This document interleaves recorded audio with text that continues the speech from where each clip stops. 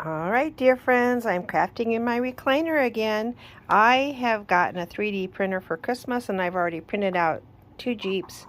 There's the chassis and there's the bodies.